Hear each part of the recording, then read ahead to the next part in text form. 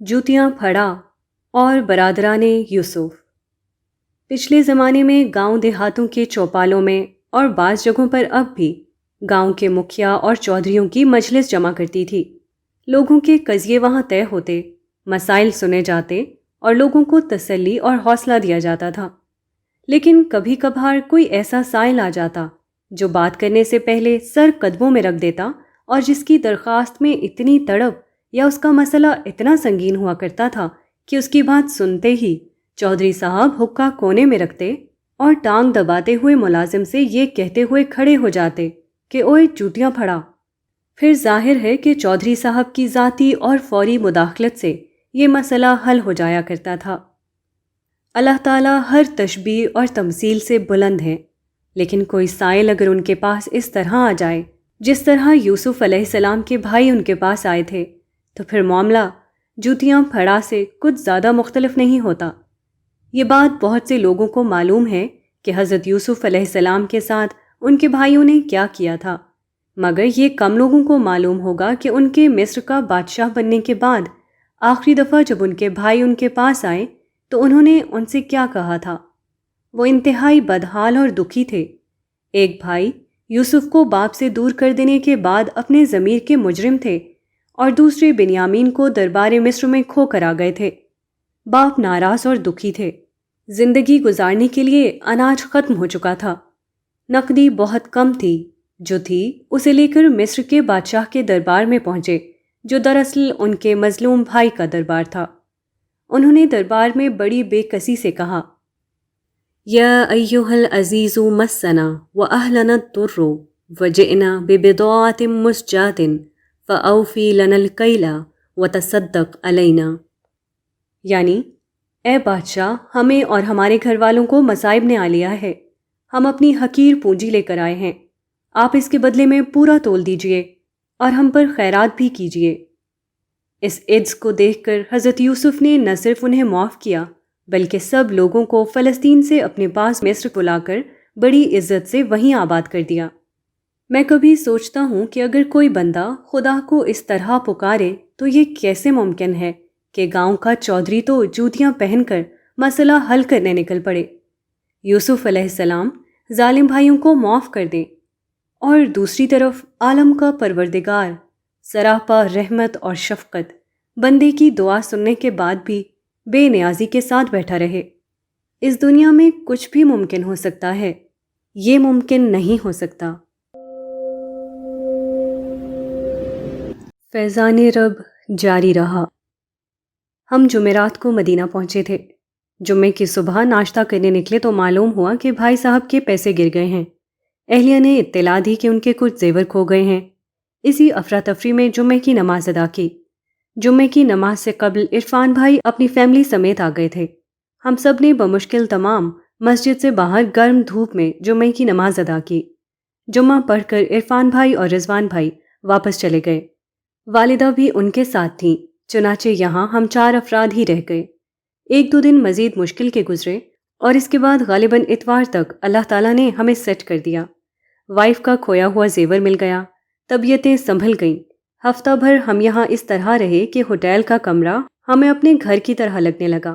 مسجد سے دوری کا کبھی احساس ہی نہیں ہوا، کیونکہ کھڑکی سے باہر نظر ڈالتے ہی پوری مسجد نبوی اور گنبد خضرا کا براہ راست نظارہ سامنے رہتا تھا۔ اس کے بعد الحمدللہ اتنی ہمت ہو گئی کہ عصر سے عشاء تک تیز اے سی کی ٹھنڈ برداشت کر کے مسجد میں بیٹھا رہتا۔ ریاض الجنہ میں متعدد دفعہ نوافل کا موقع ملا، بلکہ وہ دلی خواہش بھی پوری ہوئی جو سن 88 کے بعد کبھی نہیں ہوتی تھی، یعنی رسول اللہ صلی اللہ علیہ وسلم جس جگہ کھڑے ہو کر نماز پڑھاتے تھے اس منبر مبارک پر آپ کے مبارک قدموں کے نشان پر سر رکھ کر نماز ادا کرنا۔ آخری دن بھائی صاحب نے مجھے بتایا کہ ہوٹل کے مالک نے، جو بھائی کے جاننے والے تھے اور ان کی بہت عزت کرتے تھے، انہوں نے ان سے ہوٹل کا کرایہ لینے سے انکار کر دیا ہے۔ اگرچہ ہم نے انہیں کرایہ دیا، لیکن یہ اصل اور مقررہ مہنگے کرائے سے کافی کم تھا۔ بازار اور خریدار۔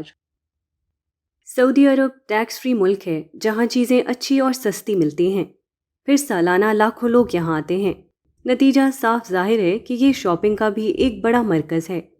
مسجد نبوی کے مرکزی گیٹ کے سامنے واقع ہوٹلز کے نیچے کئی منزلہ شاپنگ سینٹر بنے ہوئے ہیں جہاں دنیا بھر کی چیزیں ملتی ہیں۔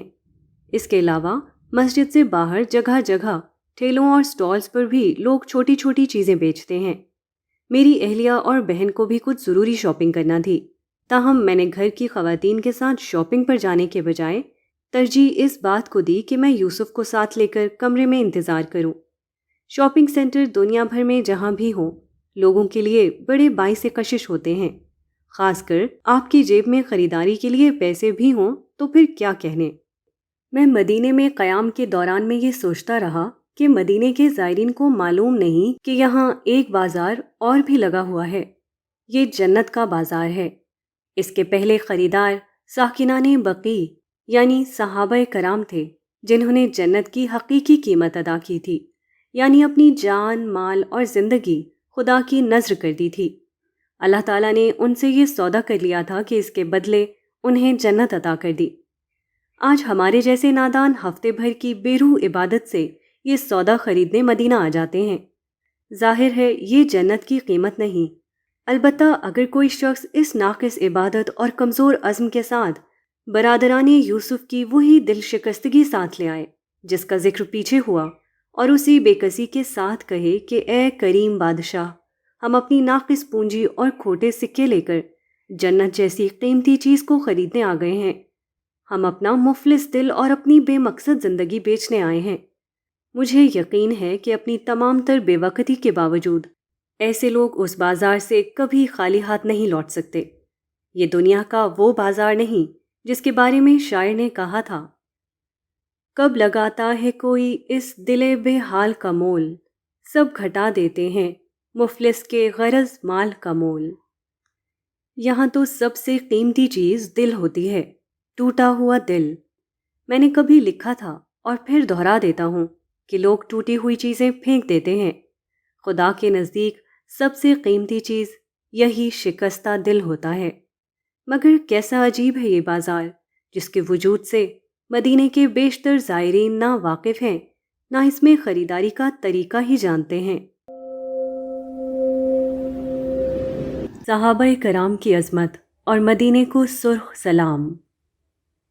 مدینہ نبی کا شہر ہے، اسی حوالے سے اس کا ذکر کیا جاتا ہے۔ اس میں کوئی شک نہیں کہ یہ مدینہ تو نبی ہے۔ نہ عظمت مدینہ میں کوئی کلام، نہ مصطفیٰ کی عظمت میں کوئی شک ہے، بلکہ جیسا کہ میں نے پیچھے عرض کیا ہے کہ آپ اپنی سچائی کے وہ زندہ معجزے چھوڑ کر گئے ہیں جن کی مثال کبھی ملی ہے اور نہ ملے گی۔ لیکن مدینے کی عظمت کا ایک اور پہلو وہ ہے جسے انجیل میں اللہ تعالیٰ نے بیان کیا ہے، جس میں مدینے کے لیے مقدسوں کی لشکرگاہ کی تعبیر اختیار کی گئی ہے۔ یہ قدسیوں کی جماعت بلا شبہ بہترین انسانی گروہ تھا جو نبی آخر الزماں کا ساتھ دینے کے لیے تشکیل دیا گیا تھا۔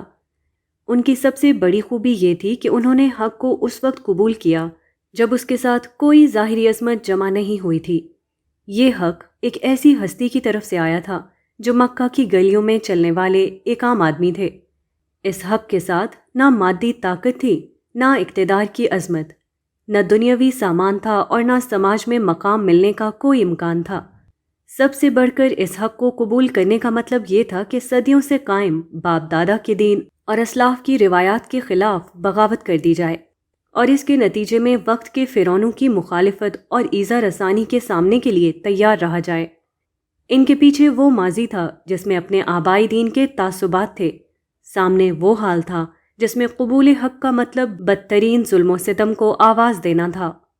مگر انہوں نے نبی کی دلیل کو دیکھا اور اس کے وعدہ فردہ پر بن دیکھے ایمان لے آئے۔ یہ وعدہ فردہ مستقبل کی جنت کا وعدہ بھی تھا اور دنیا میں ملنے والے اس غلبے کا بھی جو رسولوں کے ساتھیوں کو ملا کرتا ہے، اور جس کی کچھ تفصیل میں نے سفر مدینہ کے آغاز میں کی ہے۔ صحابہ کرام کی عظمت کے یہ وہ پہلو ہیں جن کے بنا پر وہ اس اعزاز کے حقدار ہوئے کہ رب العالمین اپنے آخری کلام میں ان کی توصیف کر کے اور ان کی عظمت پر اپنی شہادت دے کر انہیں امر کر دے۔ تاہم میرے نزدیک صحابہ کرام کی عظمت کا سب سے بڑا پہلو یہ ہے کہ انہوں نے اپنے آبائی دین اور اسلاف کی روایت پر دلیل کو ترجیح دی اور پھر دلیل کی بنیاد پر جو سچائی قبول کی اس پر قائم رہنے کے لیے ہر قیمت ادا کی۔ اپنے آبائی اور پیدائشی تعصبات کو چھوڑنا کتنا مشکل، اور اپنے بنے بنائے ذہنی سانچے کی عمارت ڈھا کر دلیل پر مبنی ایک نئی عمارت تعمیر کرنا کیسا مشکل کام ہے۔ اس کا اندازہ ایک لطیفے سے کیجیے۔ ایک صاحب کی ساری زندگی کمیونسٹ زاویہ فکر کے تحت گزری تھی، مگر جب سوویت یونین کا زوال ہوا اور کمیونزم کے غبارے سے ہوا نکل گئی تو دیگر کمیونسٹ کی طرح انہوں نے بھی کسی اور نظریے کی پناہ تلاش کرنا چاہی۔ وہ تصوف سے متاثر ہو گئے۔ اسی اثنا میں انہیں مدینے حاضری کا موقع ملا تو بے اختیار ان کی زبان سے نکلا، مدینے کی عظمت کو سرخ سلام۔ آج بھی مسلمانوں میں حال یہ ہے کہ جس فرقے پر پیدا ہو گئے، جس عالم سے پہلی دفعہ متاثر ہو گئے، جس گروہ کے ساتھ وابستہ ہو گئے، زندگی بھر اس کو نہیں چھوڑ پاتے۔ کبھی چھوڑتے بھی ہیں تو اس کی وجہ دلیل نہیں ہوتی، بلکہ ذوق اور مزاج ہوتا ہے۔ چنانچہ اپنے ذوق اور مزاج کی بنیاد پر ممکن ہے کہ ایک شخص دیوبندی سے بریلوی یا بریلوی سے اہل حدیث یا سنی سے شیعہ یا شیعہ سے سنی ہو جائے، مگر پروردگار کے نزدیک اصل قدر و قیمت اس ایمان اور اس حق کی ہوتی ہے جو دلیل کی بنیاد پر قبول کیا جائے، گرچہ مزاج، ذوق اور ماحول کی بنا پر بھی انسان نے ایمان قبول کیا تو رائے گاں وہ بھی نہیں جاتا۔ ماضی کی یادیں۔ مدینہ میرے لیے یادوں کا شہر تھا۔ اپنے گھر والوں کے ساتھ بھی اور دفتر کے کام سے بھی متعدد دفعہ یہاں آتا رہا تھا اور دنوں تک یہاں قیام کرتا تھا۔ سعودی عرب اپنے قیام کے دوران میں جمعے کی نماز پڑھنے تو نہ جانے کتنی دفعہ میں یہاں آیا تھا۔ بارہا طویل قیام کے بھی موقع ملے۔ ان میں ایک یادگار موقع 1999 کے حج کا تھا۔ حج کی چھٹیوں میں عرفان بھائی، رضوان بھائی اور ان کی فیملیز کے ہمراہ ایام حج کے 5 دن ہم مدینہ میں رہے۔ مدینے کو اتنا خالی کبھی پہلے دیکھا اور نہ کبھی اس کے بعد دیکھا۔ مسجد نبوی میں صف اول ہو یا ریاض الجنہ اور مواجہ شریف کا سامنا ہو، ہر جگہ گنتی کے چند لوگوں کے سوا کوئی نظر نہیں آتا تھا۔ مدینہ تو ہمیشہ سے ایک پرسکون جگہ رہی ہے، مگر اتنا سکون ناقابل تصور تھا۔ ایک دوسرا یادگار موقع سن 2000 کا آغاز تھا۔ ان دنوں ملینیم بگ کا شہرا تھا۔ ہمیں بھی اپنے بنائے ہوئے کمپیوٹر سسٹم کو نئی صدی کے مطابق ڈھالنا تھا۔ دسمبر اور رمضان کا آخر تھا۔ مجھے ملک بھر میں موجود اپنی کمپنی کی برانچز میں نیا سسٹم انسٹال کرنا تھا۔ میں نے پروگرام اس طرح بنایا کہ سب سے آخر میں مدینہ آنا ہو تاکہ نئی صدی کے آغاز پر میں مسجد نبوی میں ہوں۔ میں ریاض سے بذریعہ جہاز مدینہ پہنچا۔ ہماری یہاں 2 برانچز تھیں، ایک قباء اسٹریٹ پر اور دوسری مسجد نبوی کے مرکزی دروازے سے بالکل قریب بازار میں تھی۔ اب تو یہ جگہ نئے ہوٹلز کی تعمیر کی نذر ہو چکی ہے۔ خیر، اس وقت وہ مسجد سے کافی قریب تھی۔ پہلی برانچ یعنی قباء اسٹریٹ میں تو سسٹم بآسانی انسٹال ہو گیا، لیکن دوسری میں نہ جانے کیا مسئلہ آ گیا کہ تمام تر کوشش کے باوجود حل نہیں ہو رہا تھا۔ 20ویں صدی کا آخری دن تھا، یعنی 31 دسمبر 1999، جس کے بعد نئی صدی کا آغاز ہونا تھا، اور ساتھ میں 25ویں شب قدر بھی تھی۔ مگر مسئلہ اتنا الجھا دینے والا تھا کہ میں یہ سب کچھ بھول گیا۔ مسلسل سفر اور کام کی تھکان نے نڈھال کر دیا تھا۔ رہی صحیح کسر اس مسئلے نے پوری کر دی۔ میں وقت اور جگہ سے بے خبر ہو کر کام میں لگا رہا۔ خدا خدا کر کے مسئلہ حل ہو گیا، مگر میں اتنا تھک چکا تھا کہ فوراً اپنی رہائش گاہ جا کر سونا چاہتا تھا۔ یہ قباء اسٹریٹ کے دفتر کے قریب تھی، اور اس تک جانے کے لیے بازار میں واقع برانچ سے نکل کر پوری مسجد نبوی عبور کر کے جانا ضروری تھا۔ میں بازار سے نکل کر مسجد نبوی کے ساتھ ساتھ چلتا ہوا جب مسجد کے اگلے حصے کے قریب پہنچا تو خیال آیا کہ اس وقت شارٹ کٹ یہ ہوگا کہ مسجد سے ہو کر گزرا جائے۔ چنانچہ باب البقی سے اندر داخل ہوا اور مواجہ شریف کے پاس پہنچا۔ ہمیشہ کی طرح صاحب مدینہ کو اپنے ایمان کا گواہ بنایا۔ وہاں سے ہٹا ہی تھا کہ بے اختیار گھڑی پر نظر پڑی۔ دیکھا تو رات کے 12 بجنے میں 2-4 منٹ ہی باقی تھے۔ یوں اللہ تعالیٰ نے عجیب طریقے سے میری یہ خواہش پوری کرا دی کہ میں نئی صدی کا آغاز مسجد نبوی میں رسول اللہ صلی اللہ علیہ وسلم کی صحبت میں کروں۔ اس دفعہ میں مدینے میں اپنے قیام کے دوران میں بقی کے اندر بھی گیا۔ سن 1988 میں پہلی دفعہ جب عمرے پر آیا تھا تو ہر روز بقی جایا کرتا تھا۔ مختلف گائیڈ کے ہمراہ میں نے اتنی دفعہ مختلف قبروں کی زیارت کی تھی کہ اچھی طرح حفظ تھا کہ امہات المومنین، بنات الرسول، نمایاں صحابہ کرام اور ائمہ و فقہاء و تابعین میں سے کون کہاں مدفون ہے۔ اس دفعہ بھائی صاحب نے بتایا کہ سعودی حکام نے قبروں کی وہ نشانیاں مٹا دی ہیں جن سے انہیں پہچانا جا سکتا تھا۔ چنانچہ ایک دن اندر جا کر قریبی قبروں کو دیکھا تو اندازہ ہوا کہ یہ بات ٹھیک ہے۔ سب سے نمایاں قبور ازواج مطہرات کی تھیں، جو 11 قبریں ایک ساتھ بنی ہوئی تھیں، مگر اب انہیں تلاش کرنا ممکن نہیں رہا تھا۔ ظاہر ہے یہ سب کچھ اس لیے کیا گیا ہے کہ لوگ اندر جا کر صاحب قبور سے دعا کرتے تھے۔ قبر پرستی کی یہ کیسی قیمت ہے جو ہمیں دینی پڑ رہی ہے۔